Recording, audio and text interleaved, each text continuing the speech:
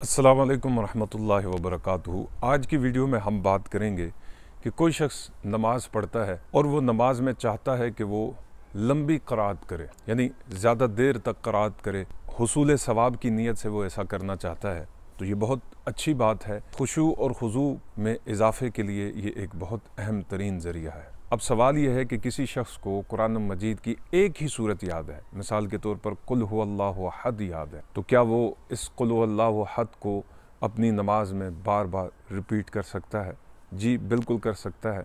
इसका मैं आगे आपको चलकर तफसीलन जवाब देता हूँ, लेकिन उससे पहले कुछ बातों को समझ लीजिए। पहली चीज़ यह है कि बहसीयत मुसलमान हमारे लिए ये लाजिम है कि कम अज़ कम हम कुरान मजीद को ज़बानी याद करें। इतना याद करें कि कम से कम 20 से 30 सूरतें, और इस तादाद को वक्त के साथ बढ़ाते चले जाएं, याद होनी चाहिए। अब यहाँ पर मसला ये है कि जिन लोगों की यादाश्त इतनी अच्छी नहीं है तो चलें, उनके लिए तो उज़्र है कि वो चीज़ों को याद नहीं कर सकते, लेकिन जो माशाअल्लाह अच्छी यादाश्त रखते हैं उनको ज़रूर चाहिए कि वो इस जानिब तवज्जो दें और कुरान को याद करना शुरू कर दें। बुखारी शरीफ में यह हदीस मौजूद है। नबी पाक सल्लल्लाहु अलैहि वसल्लम ने इरशाद फरमाया, जब तुम में से कोई शख्स इमामत करवाए, यानी किसी कौम की इमामत करवाने वाला हो, इमाम हो, तो उसे चाहिए कि जब भी वो नमाज पढ़ाए तो नमाज में इख्तिसार से काम ले, यानी मुख्तसर नमाज पढ़ाए, ज़्यादा लंबी ना करे, उसमें क़राअत को लंबा ना करे इतना ज़्यादा, उसमें रुकू और सुजूद को इतना ज़्यादा लंबा ना करे। उसकी वजह क्या है कि उसके पीछे कमज़ोर और नातवा लोग भी खड़े होंगे, और कामकाज पर जाने वाले, जो हुसूल रिज़्क़ के लिए कामकाज करने वाले दिहाड़ीदार मजदूर होते हैं, या बहुत से लोगों को और भी दुनिया की ज़रूरतें होती हैं। लिहाजा हुज़ूर अलैहिस्सलाम ने मना किया कि ज़्यादा लंबी क़राअत नहीं करनी। अच्छा, फिर हुज़ूर ने इरशाद फरमाया कि जब तुम अपनी नमाज पढ़ो और तुम जितना चाहे उसमें उसे तूल दो, उसे लंबा करके पढ़ो, खूबसूरतें उसमें पढ़ सकते हो। इस हदीस से हमें ये जवाज़ मिलता है कि आप जितनी सूरतें चाहें नमाज के अंदर तरतीब के साथ पढ़ें, और जितनी मरतबा चाहें आप उन्हें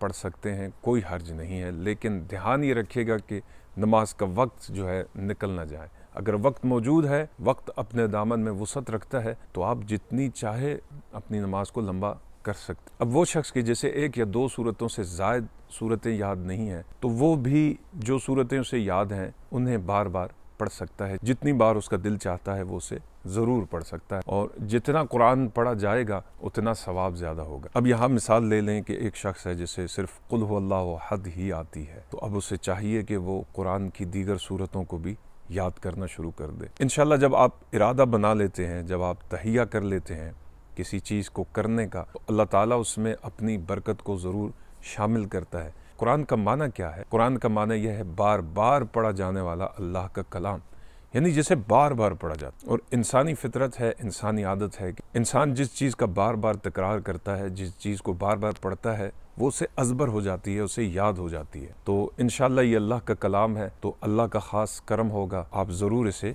याद कर लेंगे। और हमें कुरान मजीद सीखने की तरफ तवज्जो भी देनी चाहिए, इसलिए कि अल्लाह ताला ने कुरान में ही इरशाद फरमाया है, तुम में से बेहतर वो हैं जो कुरान को सीखते और सिखाते हैं। अल्लाह ताला अमल की तौफीक